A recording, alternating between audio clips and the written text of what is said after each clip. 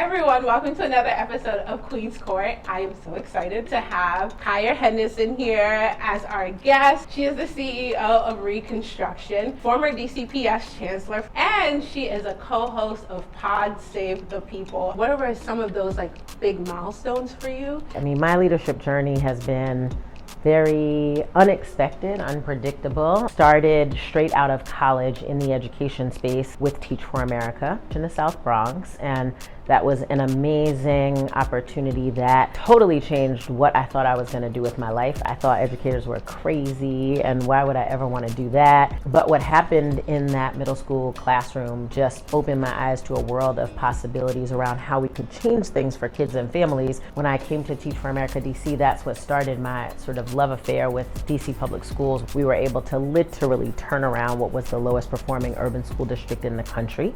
And I started an education technology company called Reconstruction that teaches African American history and culture online to young people. And this whole idea of Black students knowing their history, knowing their culture. So I want to know a little bit about your founding story. So Reconstruction has been a long-held idea in my head. Growing up, I lived in a very diverse community, and so my Chinese friends went to Chinese school on Saturdays. My Jewish friends went to Hebrew school. I always wondered how come there wasn't Black school for Black kids, where Reconstruction is the least taught period of American history. And I think that when people think about Black history in the United States, they think about enslavement, they think about civil rights. They don't understand that we actually have very positive experiences here in these United States. And it's important for our young people to understand that part of our history, that we come from a tradition of greatness. Now fast forwarding to 2023, you have a lot of states across the country fighting against the telling of Black history. As a CEO, how are you navigating that even for your own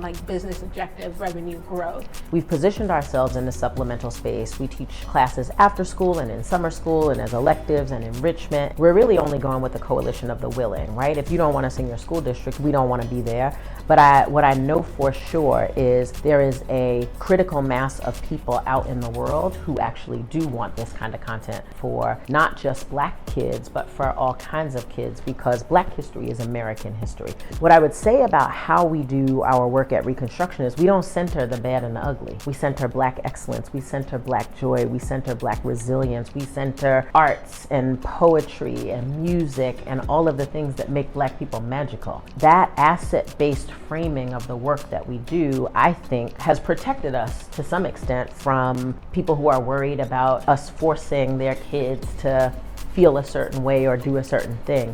What are EdTech CEOs and people who are leading companies, should they be thinking about and how they're supporting school districts in this time as well? You know, people think that if I can just get the superintendent to say yes, I got it made. And I used to tell people all the time, I couldn't buy a pencil or a notebook at DC Public Schools. Their customer is not the district. And so I think that as EdTech entrepreneurs, understanding who your customer is, but then also understanding you need to make the case, because nobody cares about your little nifty idea unless it is literally helping people do their job better. Have you always had unwavering confidence in yourself, or is it something you built over time? I have always had unwavering confidence in myself. I did not build it. My grandmother was an outsized influence in my life, and every morning before we left the house to go to school, she would say, "You know you're the smartest little girl in the world." I just grew up knowing that I was smart and I could be the president one day. We can talk our children into greatness. What would 7-year-old Kaya be most surprised about who you are today?